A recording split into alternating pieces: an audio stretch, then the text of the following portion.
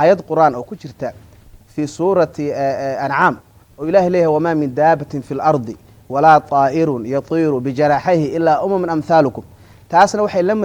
لمثل دقيسا مثلا هذا نقول كيان فيرنا حيواناتك إنه بن آدم كوليه دقن كميدا مثل دقن كحيواناتك أوكله تفسير كان وتفسير عجيبة وسفيان ابن عيينة ما أرتي ولصوا بحي وكلصوا دحبحي وليه هاي ما أرتي إلهي مرك وليه وما من دابة في الأرض ولا طائر يطير بجناحيه إلا من أمثالكم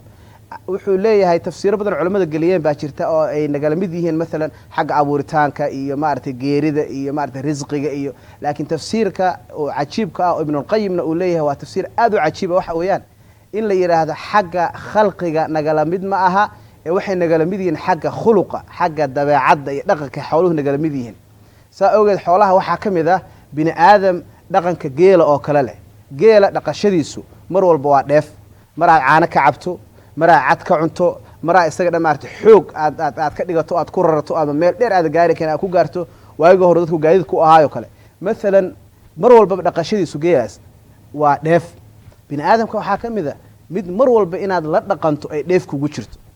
oo adduuniga aakhirada aad ku guuleysanaysid xigmad ka heshiya xoog ka heshiya xoolo ka heshiya mar walba kuma khasaaraysid bin aadamka qof gorgorka oo kala marka hada shibraha qayb kamid ah aan isticmaalo kale mesela gorgorku sifooyin badan buu leeyahay oo caan ku yahay mid kamid ah waxa kamid aragtida dheer meel dheer buu wax ka arkaa sidoo kale waxa la yiraahdaa xawaarihiisa marka uu duulayana aad buu u dheereeyaa sidoo kalena waa awoodna waa leeyahay oo waxa uu qabsanayo awood buu ku qabsadaa iyo kalsooni uu ku soo maartay meel dheer uga soo deganayo bin aadamka waxa kamid ah dad waa indheer garata waa araga culama khiyaara oo waxa maanta jooga kaliya aan ahayn waxa fog arki kara sidoo kalena ficilo ilaahay subxaanahu wa ta'ala u dhaliyo ummadda wax wanaagsan u qabta naftoodana u qabsada ummadana wax u qabta bin aadamku waxa kamid ah la yiraahdaa mid xagga maartay qaab diinko kala meel fog aan gaarin Soomaalidu waxay dhahaan qofka aad u daahsadaan bay waxay dhahaan madiinka dhaashaata marka waxa qof oo maartay iska guurguuranayo oo maartay iska quyur socdo oo iska socdo oo waxba aad dhibin oo maartay magaalada iska mar u yahay sidoo kale waxa la yiraahdaa bin aadamka waxa kamid ah mid dhaqanka maska oo kale leh maska dhibaatadiisu waxa way sun buu wataa sun dilaa buu wataa qofkan bin aadamka ah wuxuu wataa sun dilaa oo dilaysa qulubta bin aadamka sidoo maska nafta uga saari kara maartay qofka bin aadamka buu qofkaana qulubta ayuu dadka maartay isku diraa waa namiim dadka ka dhex shaqeeya laba maartay ganacsi ku wada jirta ha ahaato laba isguursato iscaalmatay ha ahaato laba qaraaba ha ahaato laba wada dhalatay ha ahaato laba saaxiiba ha ahaato laba arday oo meel wada dhigata ha ahaato maanta dhasuntaas wada hebel ma aragtay hebel saas buu yiri hebel saas baa laga sheegay hebel ma aragtay ehelkeenu necab yahay qabiilkeenu necab yahay dadku necab yahay intaas balaayo iyo wuxuu wada isku dirdir waay qofkaas oo kalena waa qof bin aadam ku jiro u baahan tahay inaad maartay aad barato oo aad maartay garashadiisa aad leedahay oo aad la socoto sidoo kale waxa kamid ah bin aadamka mid dhaqanka diqsiga leh diqsiga waxa la yiri haduu duulayana wuxuu duulaa oo wareega meelaha quranka ah oo bulaacadaha iyo wasakhda iyo meelaha maartay baqtiga iyo balaayada ay yaalaan oo maartay uu duulaa haduu meel degaayana boogtu degaa adoo saa qurux badan oo labisan maanta dhasuu ku dul maray boogtaada koola goortu arkashag dhag waa kugu degaaya marka waxa kamid ah mid dadka maartay dhaliilahooda iyo boogahooda maanta dharaaraadiya uu kula soo fariisanaya boqol wanaag aan leedahay xabad kama sheegayo maanta waxa laga yaabaa laakiin dhowr dhaliilo aan leedahay inuu maanta dhan uu ka sheekeynayo oo maartay ama ha kugu dhibayo ama ha isku day maartay inaad dhiriimis iyo didiila aan leedahay uu rabo inuu ku dhinsiyo ku dilo laakiin maanta dhan waxa uu ka sheekay waxa waaye inuu shakhsiyaad uu ka hadlayo inuu ama qof ka hadlayo ama qoys ka hadlayo ama qabiilo ka hadlayo ama qaran ka hadlayo intaana wax kale oga ma hadlaye dayro iyo maartay durid buu mar walba uu ku jira dadka uu durayo marka qofkaas oo kale qof uga ka foojigantaa inuu noqdo waayo aadan waqti badan ku dhimin ogaato inuu daqsi yahay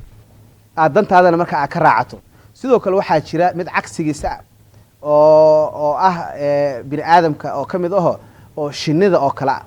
shinnida rasuulka sallallahu alayhi wasallam wuxuu ku miisaalay qofka mu'minka oo kala shinnida waxaa la yiraahdaa haday meel wareegaysana waxay wareegtaa meelaha ubaxyada iyo meelaha qurxaha badan ee soo daaqda haddii ay wax dhigaysana mala bay dhigtaa qofka mu'minka ah hadduu meel wareegayo meel maslaxadda ummadda ay ku jirto ama meel masaajid ha ahaato ama meel maaragtay communityga maaragtay bulshada wax lagu qabanayo ha ahaato ama meel qarannimada iyo maaragtay maslaxadda caamka oo dadka muslimiinta islaamka loogu qabanayo ha ahaato ama meel qoyskiisa iyo caruurtiisa iyo dadka wax ugu qabanayo ha ahaato adigu meel hadduu joogana meel fiican oo qurux badanuu jooga hadduu hadlayana murti iyo xikmad ayuu ka hadlayaa bini aadamka marka qayb waxaa ka mid a qaybahaasoo kale ah marka walaalayaal arrintaa waxaa oga danleyna waxa waaye inay noo noqoto guusheeda iyo horumarkayaga waxay ku xiran tahay mar walba adiga iyo maaragtay sida aad bulshada ugu baraarugsan tahay cilmiga waxaa la yidhahdaa wuxuu ka bilowdaa kow inaad adiga naftaada aad taqaan self knowledge muhiim waayo markaa naftaada ku baraarugto ayaa haddana waxaa muhiim ah waxa la yidhaahdo social knowledge ama social awareness inuu qofka bulshada uu la dhex nool yahay uu ka warqabo bini aadamkaas markaaad kala barato oo dabeecadahaas hadda rasuulku noo sheegay sal alay wasalam annagana aan practical u arkayna aad ku baraarugsanaato waxaa soo baxaysaa qof diyaarsan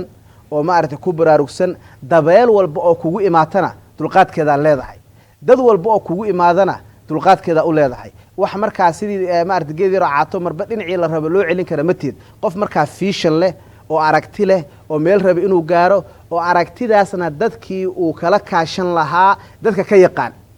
oo markay dadka saa kuula kala sooceen intaa la sheekaysanayso intaas oo cilmi baa ka dhexheli kartaa qof kastoo hareerahaada jooga mar walbana qofka waxaa la yidhaahdaa adiga waxaa lagugu qiimeynayaa qofka aad mar walba la socoto aad la nooshahay waxaa la yidhaahdaa